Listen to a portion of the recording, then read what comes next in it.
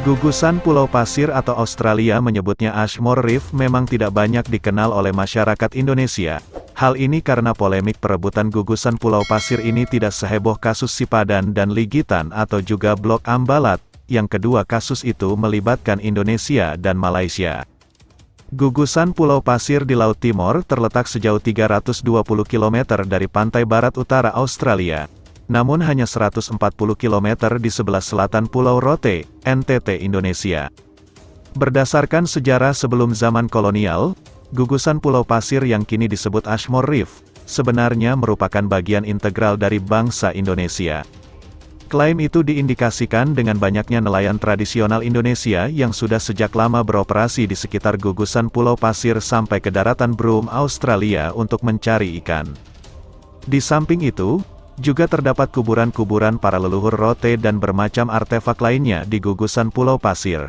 Di pulau itu juga dijadikan lokasi beristirahat nelayan setelah semalam suntuk menangkap teripang dan ikan di kawasan perairan pulau pasir.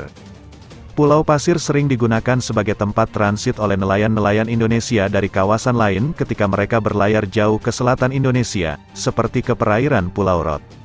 Namun, semenjak dilakukan nota kesepahaman antara Indonesia dan Australia pada tahun 1974, Australia justru langsung mengklaim bahwa pulau pasir itu miliknya. Hal ini merugikan Indonesia.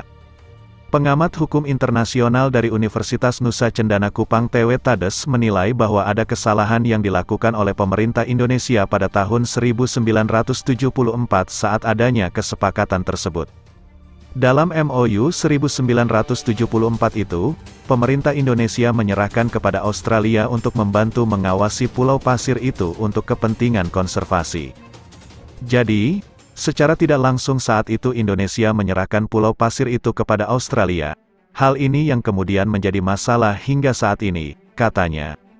Kemudian pada tahun 1976, pemerintah Australia kembali mengklaim bahwa pulau pasir yang secara garis pantai masuk wilayah Indonesia, menjadi milik mereka. Klaim itulah yang kemudian menjadi polemik berkepanjangan soal kepemilikan pulau itu. Namun secara adat dan tradisi masyarakat sekitar, potensi laut di sekitar pulau itu seharusnya masih bisa dimasuki masyarakat NTT. Akan tetapi berdasarkan data dari Polda NTT, pada tahun 2004 sampai 2006 ada kurang lebih 3.000-an nelayan asal NTT yang ditangkap ketika memasuki kawasan itu.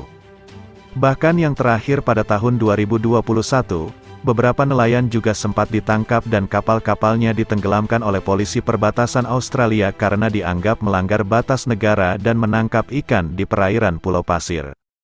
Atas pembakaran sejumlah kapal nelayan asal Indonesia itu berujung pada kegusaran Direktur Jenderal Pengawasan Sumber Daya Kelautan dan Perikanan Kementerian Kelautan dan Perikanan Laksamana Muda TNI Adin Nurawaludin. Sebagai protes atas tindakan tersebut, pihaknya kemudian membatalkan patroli bersama Australian Border Force atau ABF. Pasalnya, Menteri Kelautan dan Perikanan Sakti Wahyu Trenggono pernah menegaskan pentingnya peran negara dalam pengendalian kapal perikanan sebagai upaya menjaga keberlanjutan sumber daya kelautan dan perikanan. Jangan lupa subscribe dan ikuti terus channel ini untuk mendapatkan informasi-informasi terbaru lainnya.